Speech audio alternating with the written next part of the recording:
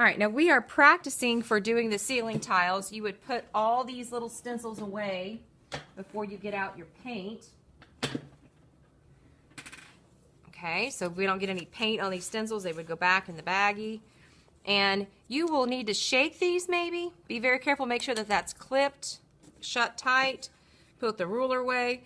Another thing that I could have added was I could have measured 2 inches here, or 2.5 maybe, drawing a line here, and make sure that those letters line up, okay?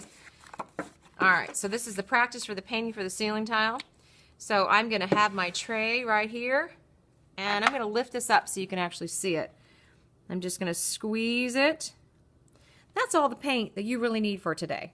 You do not need overfill. Then I'm gonna close the cap. Look at this one. This one says red apple. So on my paper, I would write red apple if I was using this on my ceiling tile. Now I want both of you practicing this, so 2 people. So then the other person's gonna get out what? Just a little bit, close it.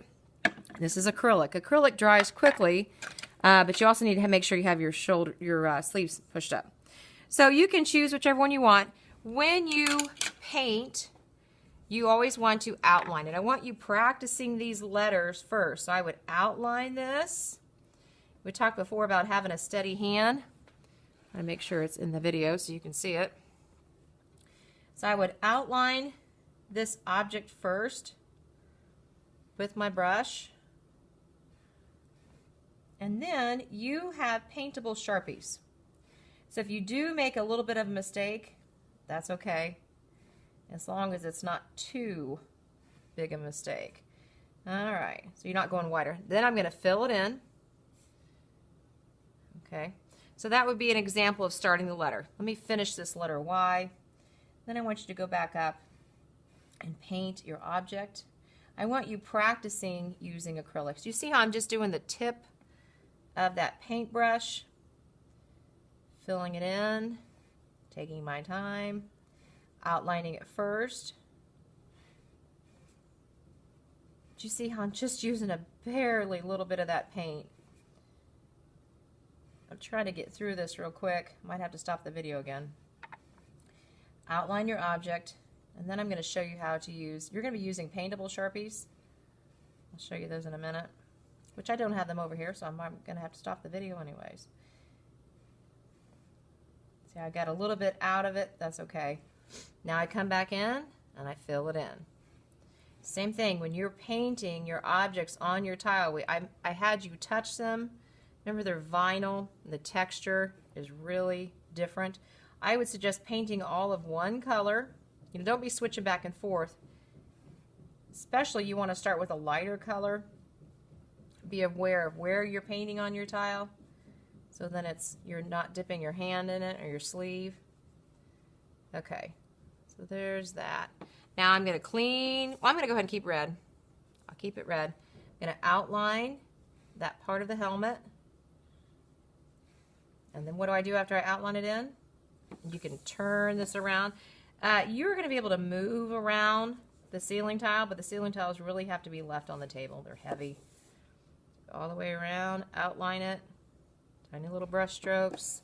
You can just do this area, then you're going to fill it in. So it's outlined. Remember we talked about not having the booty scoot on your brush. It's a ballerina slipper, and that's just, look at the little bit. That's what I want to show you. I really have way too much paint, because at the end of class, what's going to happen? Oh, look what I did. Great example. If this was my ceiling tile, I would have paint on it.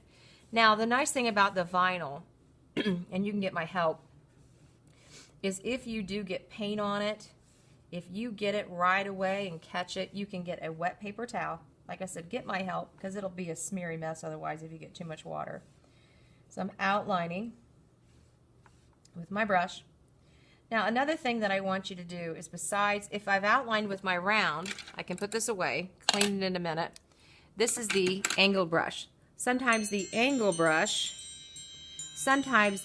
brush works better for creating a straight line, or you can do this. I'll show you the angle brush. It's easier to fill in, but it's also, I'm just going to do a straight line here. You can see I'm painting with it. You can also make a curvy line.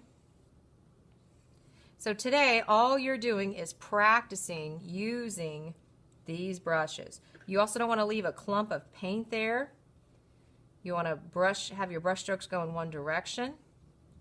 I'm going to pause this, finish painting, and you can fill up your entire area. Just practice using these brushes. Get a round, get a flat. Okay?